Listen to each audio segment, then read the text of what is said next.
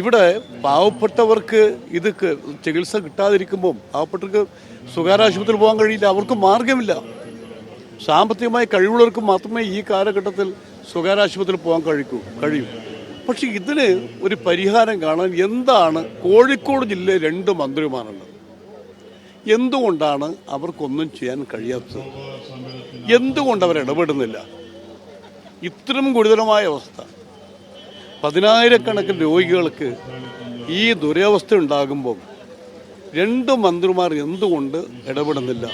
തീർച്ചയായും ജിൽസി, വലിയ രീതിയിൽ തന്നെ ആളുകളെ ബുദ്ധിമുട്ടിക്കുന്ന ഒരു വിഷയമാണിത്. അതുകൊണ്ട് തന്നെയാണ് ഇപ്പോൾ MK രാഘവൻ MP-യുടെ നേതൃത്വത്തിൽ കോഴിക്കോട് മെഡിക്കൽ കോളേജിന് മുന്നിൽ ഉപവാസ സമരം ഇരിക്കുന്നത്. കഴിഞ്ഞ 10-ാം തീയതിയാണ് വിതരണക്കാർ കോഴിക്കോട് മെഡിക്കൽ കോളേജിലേക്കുള്ള മരുന്ന് വിതരണം നിർത്തിവെച്ചത്. അതിനുശേഷം അവരെ ഒരു ചർച്ച ചെയ്യാനോ അവർക്ക് പണം നൽകാനോ ഒന്നും തന്നെ ഇതുവരെ ധാരണയായിട്ടില്ല. ഇന്നലെ ഒരു പ്രിൻസിപ്പാളും സൂപ്രണ്ടുമായി നടത്തിയ ചർച്ചയിൽ അവരോട് പറഞ്ഞിരിക്കുന്നത് നിങ്ങളൊന്ന് മരുന്ന് നൽകണം, ഒരു മാനുഷിക പരിഗണന നൽകി മരുന്ന് നൽകണം എന്നുള്ളതാണ്. എന്നാൽ ഫണ്ട് നൽകുന്നതിനെ കുറിച്ചുള്ള യാതൊരു രീതിയിലുള്ള ഒരു ചർച്ചയും നടന്നിട്ടില്ല. ഒപ്പം ഇവിടെ എത്തുന്ന ഒരുപാട് പാവപ്പെട്ട രോഗികളാണ് അതിൽ ബുദ്ധിമുട്ടിലാകുന്നത്. അതിന്റെ അടിസ്ഥാനത്തിൽ കൂടിയാണ് ഇപ്പോൾ MP ഇവിടെ ഉപവാസ സമരം ഇരിക്കുന്നത്. സ്വാഭാവികമായിട്ടും ഒരുപാട് ആളുകൾ ആശ്രയിക്കുന്ന 3 ജില്ലകളിലെ ആളുകൾ ആശ്രയിക്കുന്ന ഒരു മെഡിക്കൽ കോളേജാണ്. അവിടെ ഒരു 10 ദിവസമായിട്ട് മരുന്നില്ല. ആരോഗ്യവകുപ്പാവട്ടെ അതിൽ കാര്യക്ഷമമായ ഒരു ഇടപെടൽ നടത്തുന്നുമില്ല. ഇല്ല, ഇതിപ്പോ ഈ നമുക്കെല്ലാവർക്കും അറിയാം, സാധാരണക്കാരുടെ പാവപ്പെട്ടവരുടെ ഒരു ആശ്രയമാണ് മെഡിക്കൽ കോളേജ്, പ്രത്യേകിച്ച് ഈ ചുറ്റുമുള്ള ജില്ലകളിലെ. അപ്പോൾ അവിടെ ഈ ചികിത്സ ശരിക്കും നിഷേധിക്കപ്പെട്ടിട്ട് 10 ദിവസമായി, ഒരു മരുന്നുമില്ല. സംസ്ഥാന ഗവൺമെൻറ് ആണെങ്കിൽ ഒരു കാര്യം ഇതിനെക്കുറിച്ച് പറയുന്നില്ല, ആരോഗ്യമന്ത്രി മിണ്ടുന്നില്ല, ആരും ഇടപെടുന്നില്ല.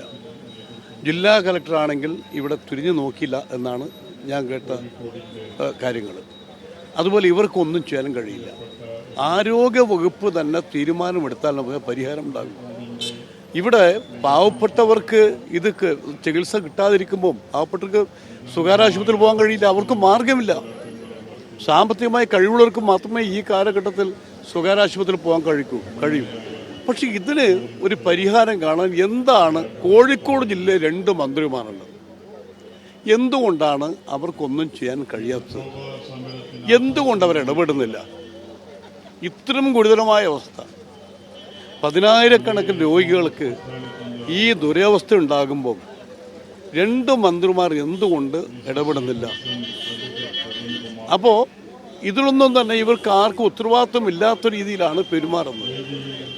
ആ ഒരു സാഹചര്യത്തിലാണ് കഴിഞ്ഞ ആഴ്ച ജില്ലാ കോൺഗ്രസ് കമ്മിറ്റി ഇവിടെ സമരം നടത്തി. തുടർന്നാണ് ഞാനിവിടെ ഈ ഉപവാസം ആരംഭിക്കാൻ തീരുമാനിച്ചത്. അതുകൊണ്ട് ഈ ഗവൺമെൻറ് ഇക്കാര്യത്തിൽ ഫലപ്രദമായി ഇടപെടണം. ഗവൺമെൻറ് ഇതിൽ പരിഹാരം കാണണം. ഇത് രാഷ്ട്രീയമൊന്നുമല്ല, തെറ്റിയിരിക്കരുത്. കാരണം കുറേ ദിവസമായി ഇത് ആരംഭിച്ചിട്ട് ഞങ്ങളിങ്ങനെ എല്ലാം മാറി നിൽക്കുകയാണ്. കാരണം നാളെ രാഷ്ട്രീയമാണെന്ന് ആരോപിക്കാതിരിക്കാൻ വേണ്ടി മാറി നിൽക്കുകയാണ്.